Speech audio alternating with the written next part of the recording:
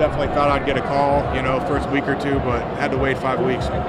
Yeah, so I was in that position a couple times. I thought maybe week one they didn't want to guarantee your salary. After that, I thought maybe he's going to retire, maybe he wants the right situation. What does that say to you in all sincerity about the NFL that for 5 weeks nobody wanted to sign you and now you're starting in the Super Bowl? I think in the NFL there are certain players that get undervalued severely, and I think there are some players that get overvalued severely. And I think I've been undervalued most of my career. I've been an above-average starter every time I've had a chance to play, and 100-plus starts. And I work hard. I don't cause any problems. I'm a good work ethic guy, good leader, and I feel like I don't do anything on the field that's like, oh, that was amazing. But I get my job done mostly all the time, and I think that's what really matters. But I think that can get overlooked sometimes.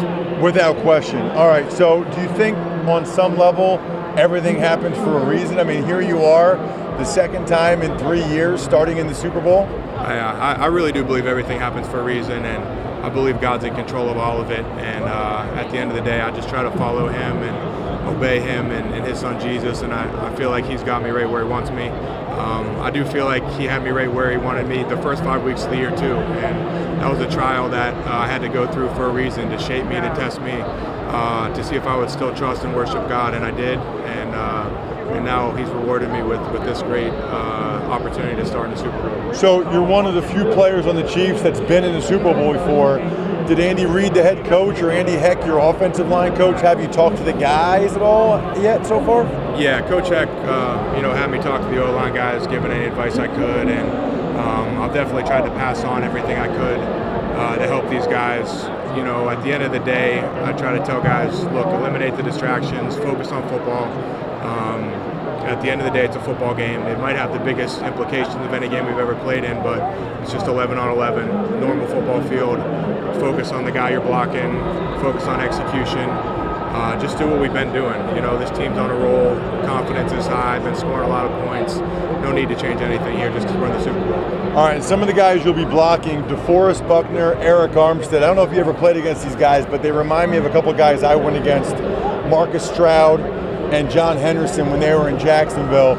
You're like me, don't have the longest arms in the world. What do you do when you're going up against a couple of 6'8" dudes like that? Yeah, well, Stroud and Henderson were fatter and probably a little slower than these guys. But they're tall, they're long, really long arms. They come off the rock. I have played Buckner before, I haven't played Armstead and some of these other guys, but at the end of the day, it's going to be about taking a good set, staying balanced, using my hands well, communicating with my teammates. We've done a good job, the last month plus of taking care of Mahomes, and we're just going to try to keep that rolling. Thanks. Game day, yeah, I'm just going to be getting fired up, focused on my job, going to get fired up, going to get my worship on, just going to be thinking about my technique, my execution, getting my body right, getting my mind right, ready to go. What about the fact that you're playing this game here in Miami, Florida? How does it make a difference, if any?